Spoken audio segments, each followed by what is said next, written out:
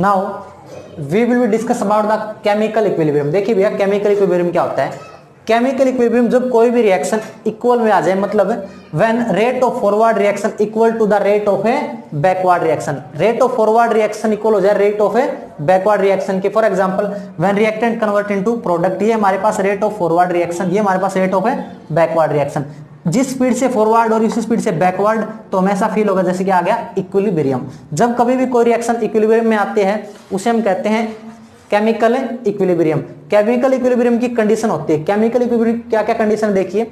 जब chemical equilibrium आता है तो rate of a forward reaction is equal to rate of a backward reaction. Second point है molar concentration of reactant is equal to molar concentration of a product, मतलब concentration में change आना बंद हो जाता है।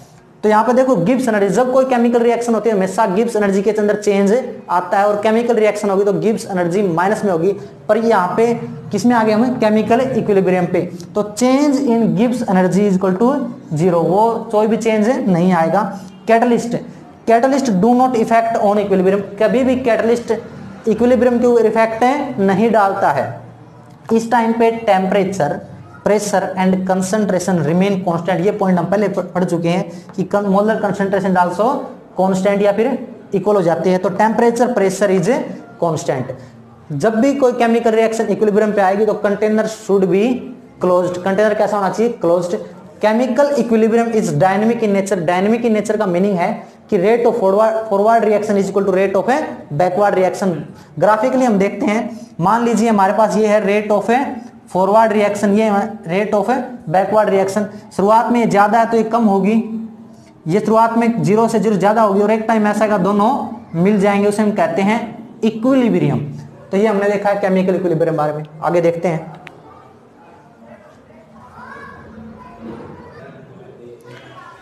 अब देखते भी आप हम law of mass action. Law of mass action is given by the Guldberg and Waage. Guldberg and वेगे ने लॉ ऑफ मास एक्शन दिया था। इसकी पहली स्टेटमेंट देखिए, एग्जाम में डायरेक्ट आती है। The rate of chemical reaction, the rate of a chemical reaction is directly proportional to the active mass of a reactant.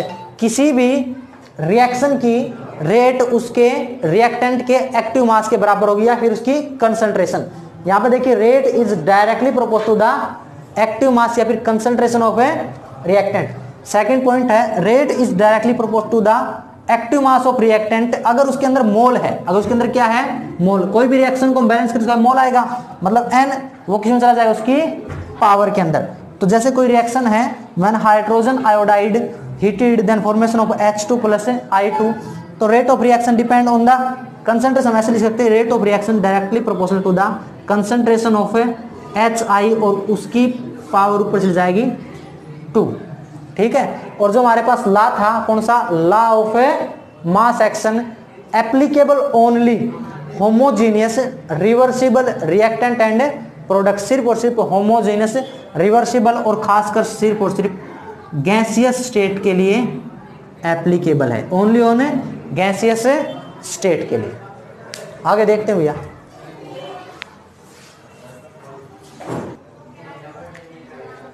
Now we देखिए हम क्या करते हैं, we calculate the constant for equilibrium.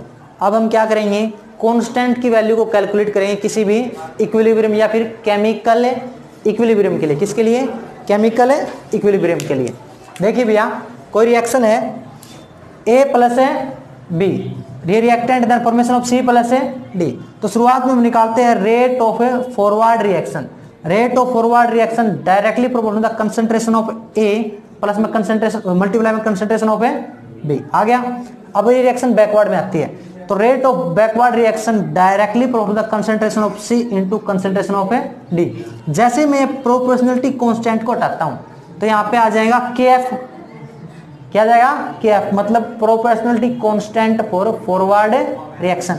यहाँ पे आ जाएगा KB, proportionality constant for backward reaction. और हमें इस बात का पता है एट इक्विलिब्रियम पे at equilibrium RF rate of forward reaction is equal to rate of backward reaction.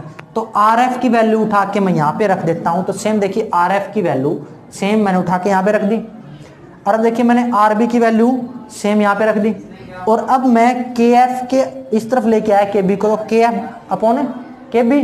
तो यहाँ पे इसकी concentration of A and B upon में आ गई। और हमें इस बात का ही पता है कि जब इक्विलिब्रियम होती है तो कंसंट्रेशन क्या होती है, कांस्टेंट, मतलब कंसंट्रेशन में चेंज नहीं आता।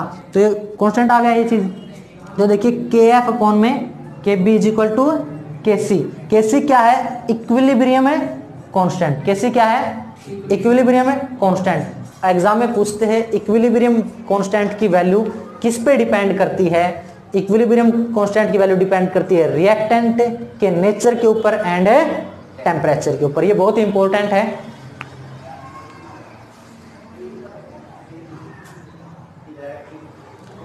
Now we will be discuss about the how to express KC and KP relation. देखिए भैया, जो केसी है, केसी का मतलब इक्विलिब्रियम कांस्टेंट फॉर रिएक्शन, किसी भी रिएक्शन के लिए equilibrium constant in term of concentration या फिर एक्टिव मास। अभी तक हम जो स्क्वायर ब्रैकेट का प्रयोग करते हैं इसे हम या तो एक्टिव मास कह सकते हैं या कंसंट्रेशन। देखिए, अगर कोई भी रिएक्शन गैसीय स्टेट में, किस में है, गैसीय स्टेट में, और हमें इस बात का पता होना चाहिए कि गैसीय स्टेट में मास फिक्स नहीं होता है, तो वहां पे हम देखते हैं पार्शियली प्रेशर। तो देखिए यहाँ पे ये रिएक्शन है, कोई भी A B C and D बन रहा है, ये उसके आगे मोल लिखे हुए N1 N2 M1 M2। मैं इसका केसी रिप्रेजेंट करता हूं, जैसे पीछे देखा हमने, केसी रिप्रेजेंट कैसे होगा, एक्टिव मास ऑफ है सी, उसके मोल पावर में गए, एक्टिव मास ऑफ है डी, उसके मोल पावर में गए, active mass of A mole power में गए, active mass of B mole power में गए। और केसी निकालने का फार्मूला है concentration of a product upon में कंसंट्रेशन ऑफ ए रिएक्टेंट। तो इस रिएक्शन में ये प्रोडक्ट थे और ये रिएक्टेंट, इस प्रकार लिख दिया। पर अगर इन सम रिएक्शन जो गैसीय स्टेट में, ऐसी रिएक्शन जो क्या कौन स्टेट में है, गैसियस स्टेट में, गैसीय स्टेट में, मीनिंग इसका मतलब ये कह सकते हैं कि प्रोडक्ट और रिएक्टेंट सारे कौन सी स्टेट में है, गैसीय स्टेट में। और जब सभी के सभी गैसीय स्टेट में है तो हमें जो कंसंट्रेशन ना लेके उसकी जगह हम लेंगे पार्शियली प्रेशर। तो partial pressure of gas C, उसके मोल पावर में partial pressure of gas D, mole power में partial pressure of gas A, mole power में ये हम केपी निकाल लेंगे। ठीक है, ये आपको पता होना चाहिए।